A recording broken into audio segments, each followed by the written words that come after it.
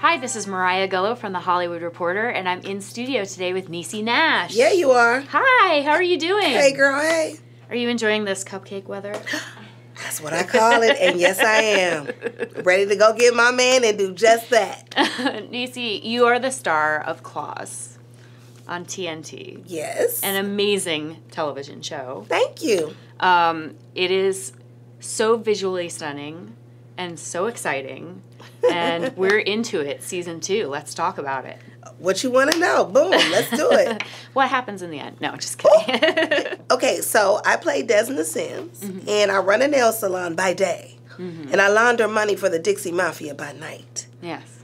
So that's really what the story is about. It's about my rise in the Dixie Mafia to becoming a queen pin, and getting that done with a ragtag band of manicurists. Yes. Yes, and interesting.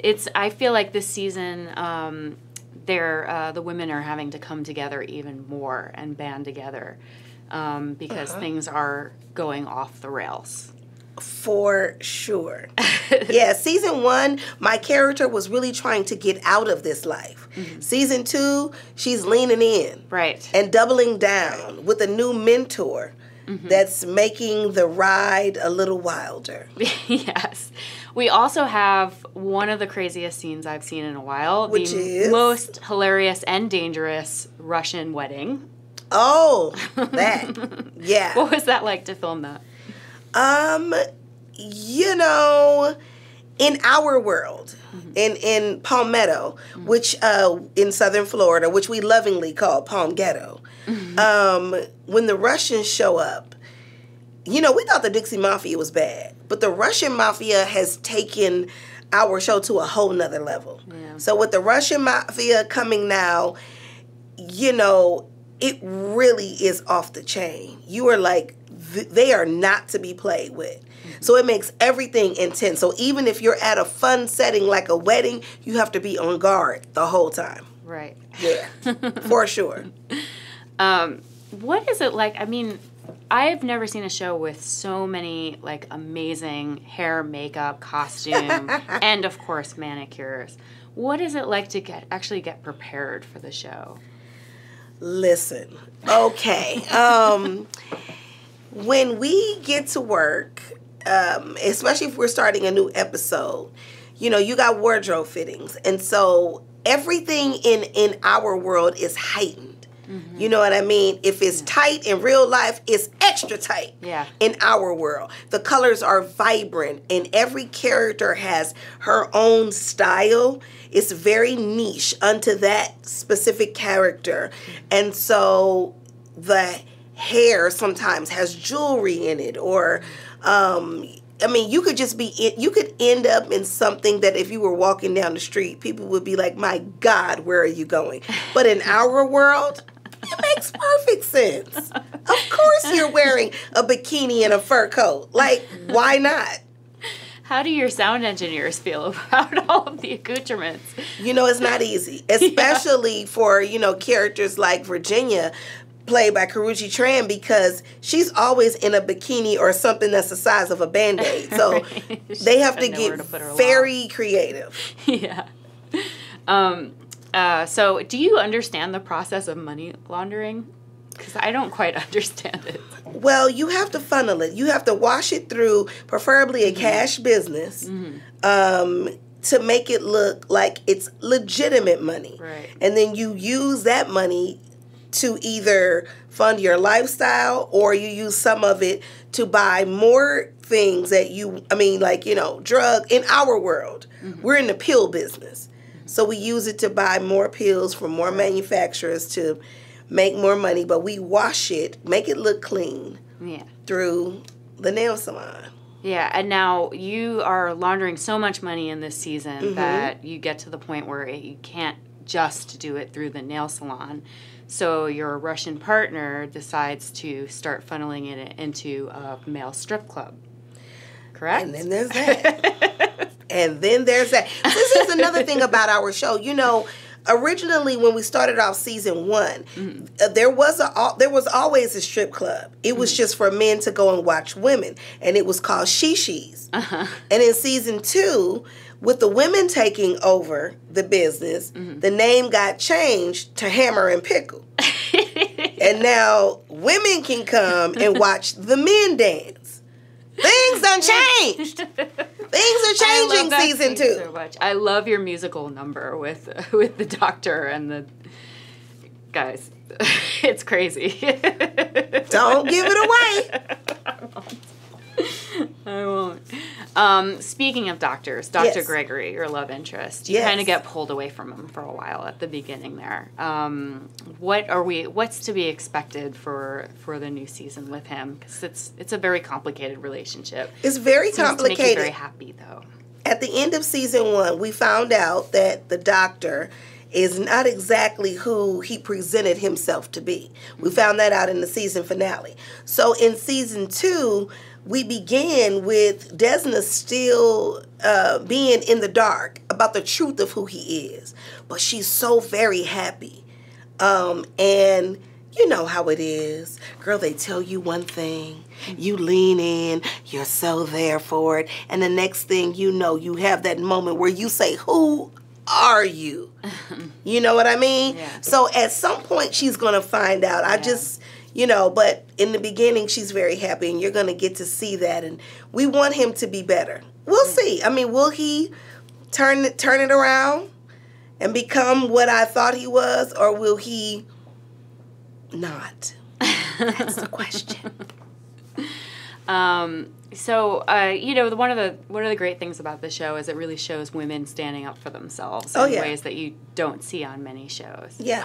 How important is it for you to not only be on a show where women stand up for themselves, but to be on a show with so many female cast members, but also crew members?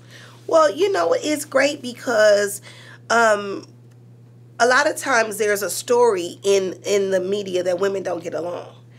Not only do the women in the cast get along, but we get along on camera and off. So it's a story about women who love each other. And it's a story about women who are taking their rightful place. They're getting out from underneath the thumb of men, and we're doing badass things that typically had only been reserved for men for the most part in television. If you watch the Breaking Bads of the world or the Sopranos of the world, you could say, oh yeah, guys do that. But now you get an opportunity to see women do that, be unapologetic about who they are.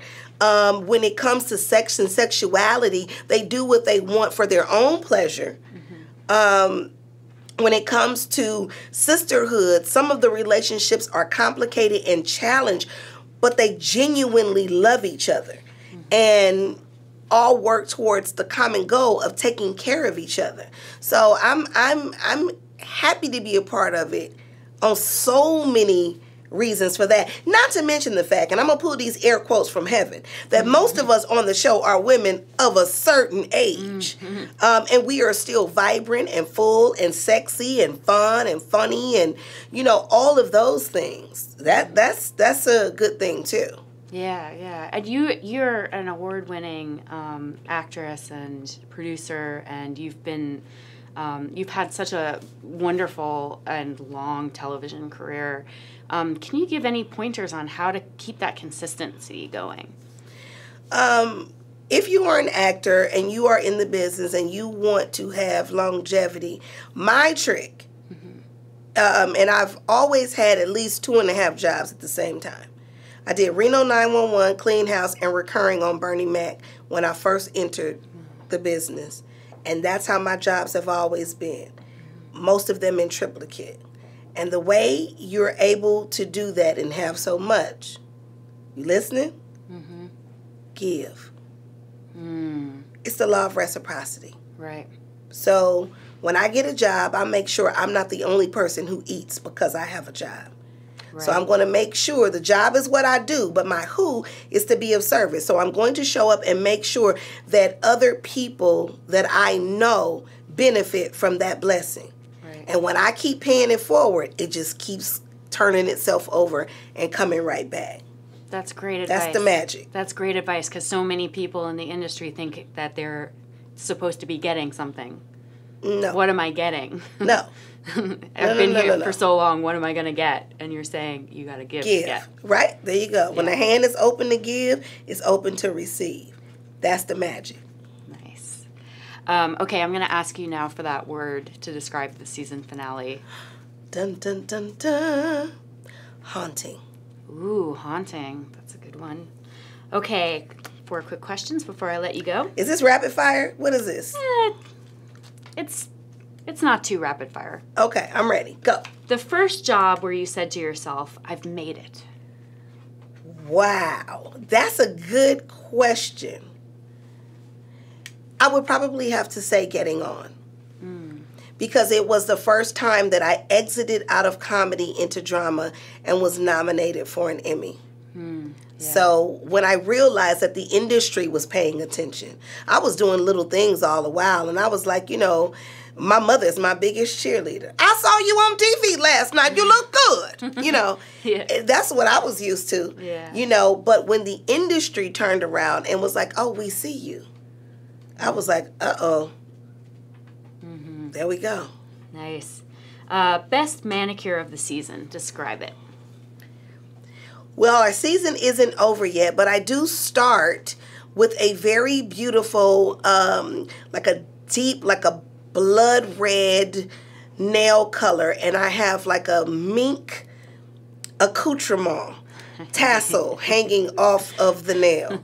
So that was pretty hot. I like that. Very Russian. Last piece of advice you got that was truly great. Walk in the truth. It will never fail you. Who gave you that advice? Probably my mother. Followed by my grandmother saying, baby, you don't have to eat a whole side of a cow to know that it's beef. All it takes is a bite. Wonderful. Marinate on it. You'll get it when you get home. And your worst audition story? My worst audition story actually turned out to be my best. Ooh. I had an audition, and first of all, I picked up the phone with no agent and no manager. And I called somebody I met at a workshop, and I said, this is Niecy Nash. And I said, I'm broke, I got a baby, and I need a job. He said, be down here at 3 o'clock. I drove across town and got there. It was under 5 lines, but it was a session with the producer session, and the director was there. So 15 people in the room. I read the little line, and he goes, thank you. I like her. Can you have her read this and this? 2 more little bitty parts. This little, this small. And the director goes, well, can you step outside and take a look at the lines? I said, I don't need to step outside. It's just this and this, right? He was shoveling me out the door. I said, don't push me. I got it. And the director said, just let her read it. So I read it. And the man goes, thank you. I said, you welcome. He said, thank you. I said, don't mention it. He said, thank you, you may go. I said, oh, y'all are dismissing me. Well, did you pick me? And he said, someone will let you know. I said, let me know when. I got a baby at home. I look at the casting director. I said, did you tell them that I told you that I got a baby at home? And he said, honey, you're going to have to leave. I said, ooh. This is rude. Y'all are so disrespectful. Why would you have me drive all the way from Compton, all the way out here to the Valley, not to tell me you're going to give me a job? I said, this is a shame. I said, y'all should be ashamed of yourself. And I was fussing and carrying on and cutting up. And I don't even know how those people gave me that job. I really do not know. But it was a movie called Boys on the Side with Whoopi Goldberg and Drew Barrymore. Yeah. And I don't even know how I got that job because I was in there cutting. I'm gonna tell your boss. It was you supposed to tell people. I didn't, because I thought it was like work. You go in, you have an interview, and they're like, "Welcome to the company." Yeah. It was my first big time, but I ended up getting a job. So my worst was kind of my best. That's amazing. Do you recommend anybody do that next time they go in for an audition? Heck no. Use me as an example of what not to do. Whatever I do, don't do it. Don't do it. Niecy Nash, it's truly been a pleasure. Thank you so much. Thank you. Claws on TNT.